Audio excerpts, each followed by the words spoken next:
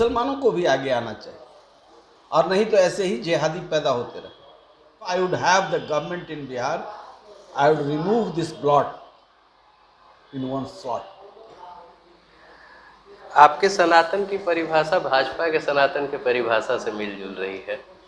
चूंकि सनातन परंपरा में मानवीय तत्व कूट कूट करके भरा हुआ है, अपने दुश्मन को भी मारना धोखा से नहीं चाहता। नमस्कार, मेरा नाम है रोहित सिंह और आप देख रहे हैं मीडिया दर्शन। अभी हमारे साथ मौजूद हैं जहानाबाद के पूर्व सांसद और भारतीय सब लोग पार्टी के राष्ट्रीय अध्यक्ष डॉक्टर अरुण कुमार। तो बहुत बहुत स्वागत है सर आपका हमारे कार्यक्रम में, और बहुत बहुत धन्यवाद कि आपने हमें समय दिया। सर, मेरा पहला सवाल आपसे है कि आप और चिराग पासवान अभी साथ साथ हैं, और तेजस्वी यादव या कहें कि राजद का झुकाव लगातार चिराग पासवान की तरफ दिख रहा है, तो क्या इस गठबंधन में राजद के आने की संभावनाएं हैं? राजनीति में तो संभावना बनी रहती है, इसलिए नकारा नहीं कर सकता। अभी आगामी जो लोकसभा चुनाव है, इसको देखते हुए क्या हो सकता है सर? अब ये तो भविष्य के गर्भ में है, इसलिए अभी इस पर कोई निर्णय देना उचित नहीं है। राजनीति में तो बहुत सारे फेर। किन कारणों से आप चिराग पासवान के साथ आए थे? चिराग पासवान को हमारे समर्थन की कितनी ज़रूरत है मैं नहीं जानता, लेकिन मैं उनके साथ इसलिए हूँ कि मेरे रिश्ते उनके पिता श्री रामविलास पासवान जी के साथ थे, और उन्होंने अक्रॉस द पार्टी लाइन इस राज्य की, इस देश की सेवा की है, और इंक्लूसिव थे, बड़े इंक्लूसिव थे। सभी समाज के, सभी धर्म के लोगों को लेकर के चलने वाले लोग थे। उनके संघर्ष के दौर को भी देखा, सत्ता में भी उनको देखा, विपक्ष में भी देखा। तो रामविलास पासवान ने समाज को, राष्ट्र को दिया है, और उनके ही जीवन काल में चिराग पासवान को राष्ट्रीय अध्यक्ष बनाया गया। ये सारी घटनाक्रम पर मेरी कोई टिप्पणी नहीं थी, लेकिन जिस तरीके से जेडीयू के लोग अपने विरोधियों को कुचलते हैं, कुचलने का प्रयास किया, तो हमको ऐसा लगा कि ये नौजवान जिसके अंदर बिहार के बारे में एक साफ चिंतन है, बेरोजगारी पर, महंगाई पर, भ्रष्टाचार पर, शिक्षा पर, स्वास्थ्य पर, और ये संघर्ष में जो परिणाम आए हैं उस परिणाम की चिंता किए बगैर ये आदमी संघर्ष किया है मुद्दों पर, और इसको घेरने की कोशिश की जा रही है। तो मैं खुद आगे बढ़ करके समर्थन देने का काम किया, और मेरा समर्थन जारी रहेगा। अगर चिराग पासवान के मुद्दों की बात करें सर, तो वो नीतीश कुमार के नीतियों का विरोध करते हैं, और अगर आपके बारे में पूछा जाए तो क्या आप पूरे एनडीए का विरोध करते हैं या सिर्फ आप नीतीश कुमार के विरोध में हैं? देखिए, जहाँ कहीं भी यूपीए हो, एनडीए हो, जहाँ गड़बड़ी हम देखेंगे, बोलते हैं। नीतीश कुमार संपूर्ण रूप से भ्रष्टाचारियों के चंगुल में, आताताइयों के चंगुल में। आपने देखा, कभी कोई इतिहास देखा है कि नरेंद्र मोदी यहाँ सत्ता में आने के पहले पटना के गांधी मैदान में उन पर बम ब्लास्ट हुआ था, कितने लोग मारे जाते? आज तक एक कमीशन बैठा, एक कोई दुर्घटना हो जाती है, उस पर आयोग कोई बैठ जाता है, 10 लोग से अधिक मारे गए। वो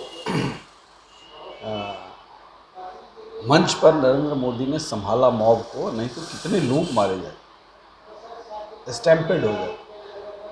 और इसके लिए कौन जिम्मेवार? इस प्रशासनिक असफलता के लिए जिम्मेवार कौन है? आज तक कोई आयोग बना, किसी पर रिस्पॉन्सिबिलिटी फिक्स की गई? कहीं कुछ छोटी मोटी घटना होती है उसमें फिक्स होता है, कलेक्टर का ट्रांसफ़र हो गया, एसपी का फलां हो गया, चिला हो गया। कौन रिस्पॉन्सिबल है? गृह मंत्रालय किसके लिए? तो मैं एक एक बिंदु पर मैं कह सकता हूँ, हम लोगों ने वित्त रहित शिक्षक का समर्थन लिया था। जॉर्ज फर्नांडिस इसी बेली रोड पर 1.5 लाख शिक्षकों को संबोधित किया था और माननीय नीतीश कुमार भी उस मंच पर थे। If I would have the government in Bihar, गुस्सा में जॉर्ज बोलते थे तो अंग्रेजी बोलते थे, ऑल्दो अंग्रेजी उनकी बड़ी अच्छी थी। If I would have the government in Bihar, I would remove this blot in one shot, in one stroke. उन्हीं की सरकार थी, जॉर्ज फर्नांडिस के गर्भ से निकला हुआ ये सरकार था, नीतीश कुमार मुख्यमंत्री थे। लेकिन शिक्षकों को, वित्त रहित शिक्षकों को मैनेजमेंट की चक्की में इस तरीके से पीसने के लिए, उनके शोषण के लिए इतना अच्छा कानून बना दिया, तुम भी जियो हम भी जियो, शिक्षक मरे। तो जो लोग भी शिक्षा और स्वास्थ्य के सवाल पर चर्चा करता है तो निश्चित तौर से उस सवाल को हम उसको मजबूत व्यक्ति मानते हैं। और चिराग पासवान ने उठाया, मैं भी 10 वर्षों से उठा रहा हूँ, तो कहीं न कहीं दोनों का डीएनए मिल रहा। अभी आपके द्वारा एक मांग किया जा रहा है कि बख्तियारपुर का नाम बदल दिया जाए, ऐसा क्यों? देखिए, मैं मानता हूँ कि यह देश सनातन परंपरा का देश है, सनातन मूल्यों का देश है, विचारों का देश है। इससे दुनिया प्रभावित है। आज भी आर्थिक दृष्टि से दुनिया में जहाँ ये खड़ा हो, हम जिस जगह पर खड़े हैं उस जगह पर, यहीं से पटना 50 किलोमीटर की दूरी पर है। मैं इस सवाल को नहीं उठाना चाहता था, लेकिन बीजेपी का एक विधायक ने उठाया, बचौल ठाकुर ने, गोपाल नारायण सिंह ने राज्यसभा में उठाया। ये बीजेपी का मुद्दा है। लेकिन मैं इस बात से बड़ा दुखी हुआ कि इसका जवाब किसी पत्रकार ने पूछा माननीय नीतीश कुमार से। वो तो खुशामद में उन्होंने कहा कि नीतीश नगर इसको रख दिया। किस बात का नीतीश नगर भाई? इसलिए मैंने प्रतिक्रिया दी और लोगों को इतिहास से परिचित कराया। यहाँ के मुसलमानों को भी आगे आना चाहिए, और नहीं तो ऐसे ही जिहादी पैदा होते रहे। ये जो आक्रांता इस देश में आए हैं, इस सेकुलरिज्म के नाम पर इन आक्रांताओं को महिमा मंडित करने का कहीं कोई जगह नहीं बनता है। ये तब हमने लोगों को इतिहास बतलाया। शायद बचौल ठाकुर को मालूम नहीं, उनको मालूम नहीं, या नीतीश कुमार को मालूम नहीं हो कि कितनी पीड़ादायक है। आज हिंदू और मुसलमान इन सवालों पर होने लगता है। यह आक्रांता था बख्तियार खिलजी कुतुबुद्दीन ऐबक के तुर्की का बादशाह था, तो जो आया था यहाँ शासन करने। अब ये बीमार पड़ा था बख्तियारपुर, तो बख्तियारपुर के वैद्य ने इनको नहीं देखा था। बीमारी इतनी बढ़ गई बेचारे की, तो कितना घटिया सोच का व्यक्ति था कि उस व्यक्ति को मालूम हुआ कि थोड़ी ही दूरी पर नालंदा विश्वविद्यालय है और वहाँ टीम है एक वैद्य स्वास्थ्य कर्मियों का, और वैद्य राहुल देव हैं, उनसे संपर्क किया जाए। उनके लोगों ने संपर्क किया, वो आए और उन्होंने कहा कि हाँ दवा दी जाएगी, ठीक हो जाएगी। तो इतना घटिया सोच का था कि उसने कहा कि दवा तो नहीं खाएंगे, कोई और उपाय से ठीक करें। कहा ठीक है। तो कहा कि इस पेज से इस पेज तक कुरान आप पढ़ें। कहा हाँ ये कर सकते हैं। उतने पेज पर दवा का लेप लगा दिया वैद्य जी ने। चूंकि सनातन परंपरा में मानवीय तत्व कूट कूट करके भरा हुआ है, अपने दुश्मन को भी मारना धोखा से नहीं चाहते। अब ऐसी परिस्थिति में निश्चित तौर से दुनिया के लिए ये एक उदाहरण है कि राहुल श्रीदेव ने उन पन्नों पर, कुरान के पन्नों पर लेप लगाया और कहा कि इसको पढ़िए।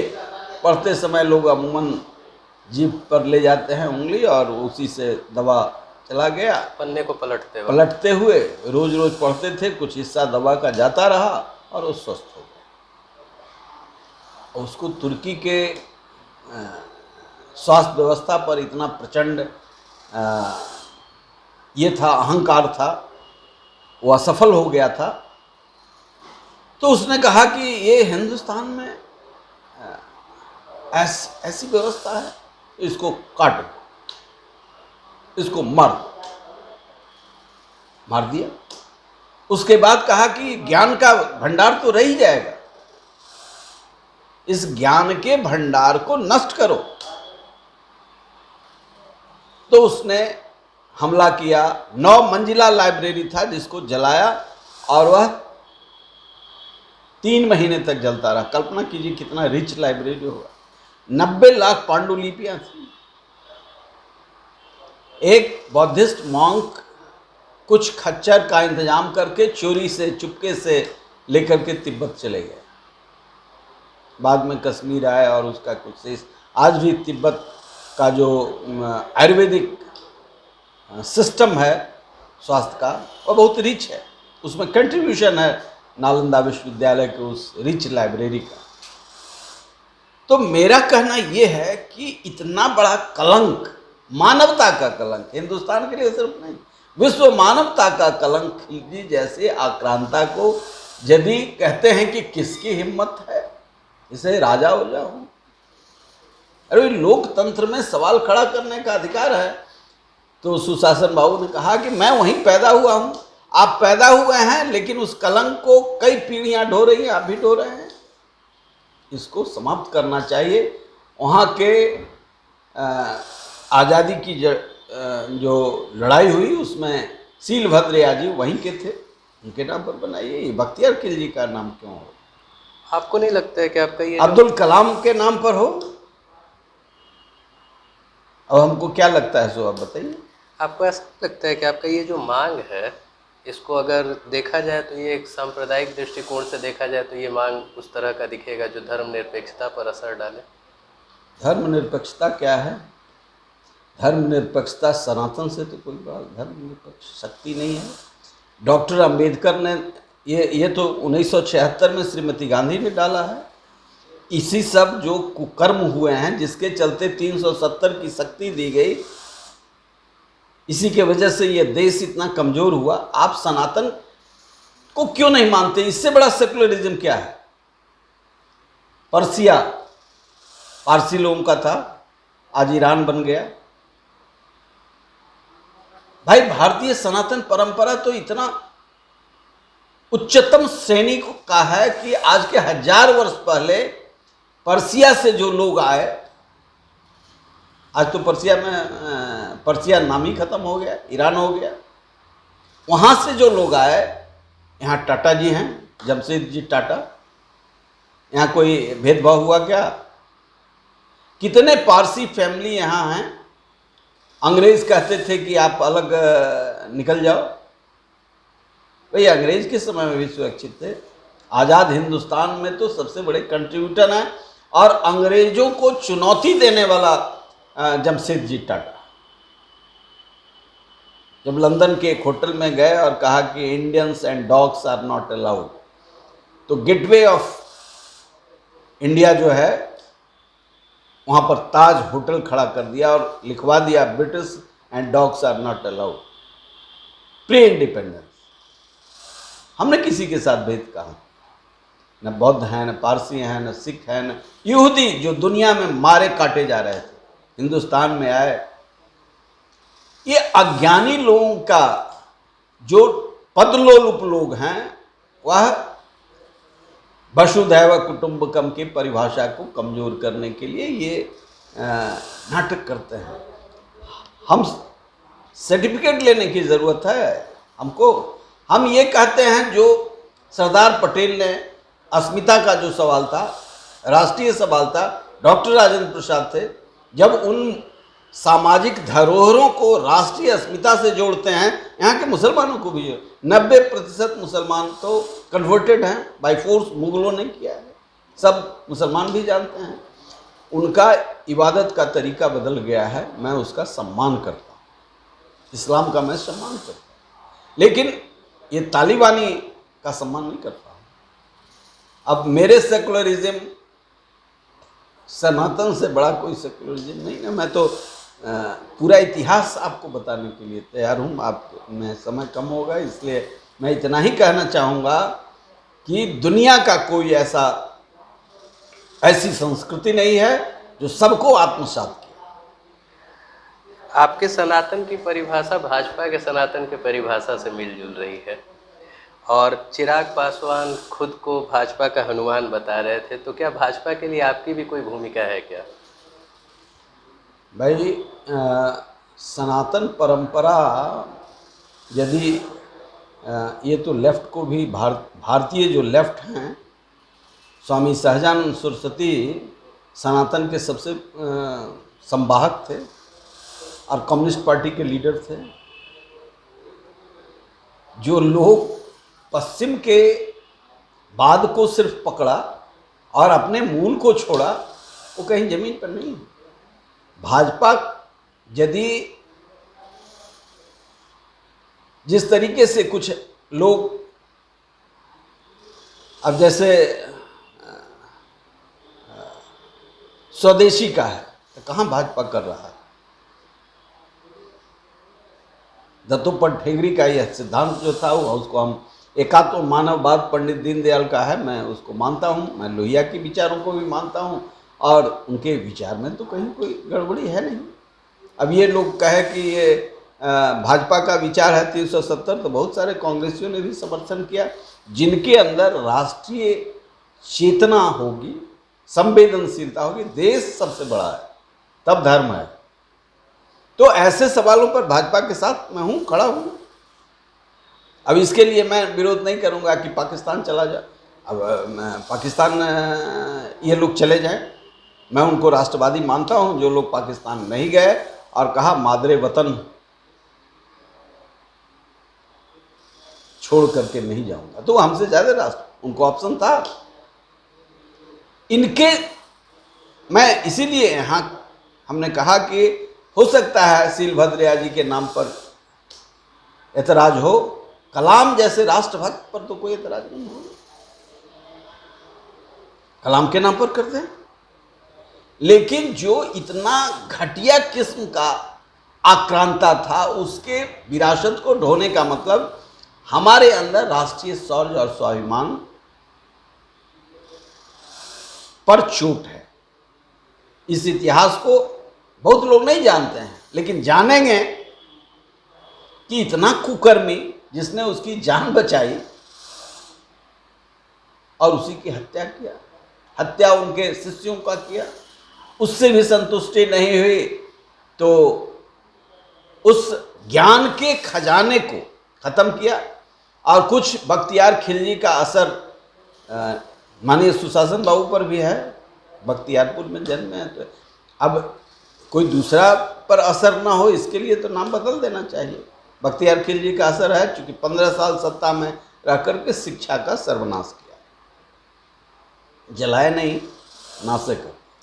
मेरा सर आखिरी सवाल आज के लिए आपसे, बिल्कुल चलते चलते सवाल है कि हमारे देश में कहा जाता है अनेकता में एकता, तो एकता को मजबूत करने के लिए आप क्या संदेश देना चाहेंगे? एकता को मजबूत करने के लिए जो राष्ट्रीय स्वाभिमान का इश्यूज है और उस इश्यूज को यहाँ के मुसलमानों को आगे बढ़ करके साधना चाहिए। जैसे मैं आपको बताता हूँ, आज के 30-40 वर्ष पहले हमारे के यहाँ जो ताजिया बनता था, जब हम 50 साल पहले जब हम बच्चे थे, तो ताजिया हिंदू लोग बनाते थे और पार्टिसिपेट करते थे उसमें मुसलमान, पता ही नहीं चलता। धर्म ऐसा ही होना चाहिए कि जिस तरीके से हम आज भी ईद में टोपी पहनते हैं, लेकिन मुसलमानों में भी ये चेतना, एक वर्ग, फिदा हुसैन साहब एमएलए थे कांग्रेस के, वो पहनते थे, होली में जाते थे। तो अब बहुत मुसलमान को होली से उनका धर्म नष्ट हो जाता है। तो कोहेरेंसी तब होगी जब दोनों ओर से लोग निकलें और ये जो फिरका परस्त ताकतें हैं इसको नष्ट करें, इसको रोकें, और नहीं तो कट्टरपंथी ताकतें खड़ी होंगी। ये पाकिस्तान बनाया है अंग्रेजों ने, पाकिस्तान मुसलमानों ने थोड़े बनाया है। और हमारे कुछ नेताओं की गलती रही, थोड़ा दिन और रहता। पाकिस्तान तो बनाया है, क्योंकि यूरोप तक बाय रोड इनका अप्रोच नहीं बने। बलूच तो हमारे साथ थे। खान अब्दुल गफ्फार खां भारतीय स्वतंत्रता आंदोलन के प्रखर प्रणेता थे, जिनको विभाजन में विरोध किया तो जेल में बंद कर दिया गया। आज़ाद हिंदुस्तान, आज़ाद पाकिस्तान में खान अब्दुल गफ्फार खां लाहौर जेल में रहे, लेकिन पटना उनको भाता था। इलाज के लिए जयप्रकाश जी के अनुरोध पर उनको भेजा गया, पटना आए। ये इतिहास के पन्ने हमारे पुरखों ने बनाया। कितने आक्रांता आए और जुर्म किए, कुछ तो है। रोम मिट गया, मिस्र मिट गया, मगर हम मिटते नहीं, मिटाए नहीं मिटते। कुछ बात है कि हस्ती मिटती नहीं, हमारी ये सनातन परंपरा है। वो हस्ती का कारण सनातन परंपरा इतना उदार है कि यहाँ यहूदियों को भी जगह दिया गया। आज यहूदियों का धर्म स्थल सुरक्षित है। मुंबई में, चेन्नई में, दिल्ली में, दुनिया में मारकाट हो रहा था। यूरोप के लोग उनको जेनोसाइड चाहते थे, लेकिन सनातन परंपरा का जो संवाहक था वो ये जगह महफूज है तुम्हारी। इतने आक्रांता भी यहाँ रह गए जो ये तमाशा करते रहते हैं। लेकिन ये हाइट तब हो गया, उनको डबल फ्लैग था कश्मीर में, लेकिन कानून 370 के आड़ में क्या बना दिया, किसी कश्मीरी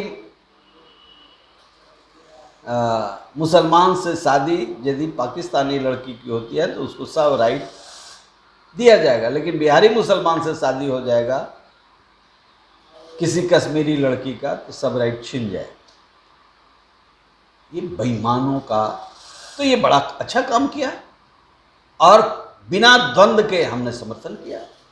हमारे जैसे बहुत सारे लोग जो वोट की चिंता, संसद की चिंता किए बिना करते हैं, वो चर्चा करते हैं।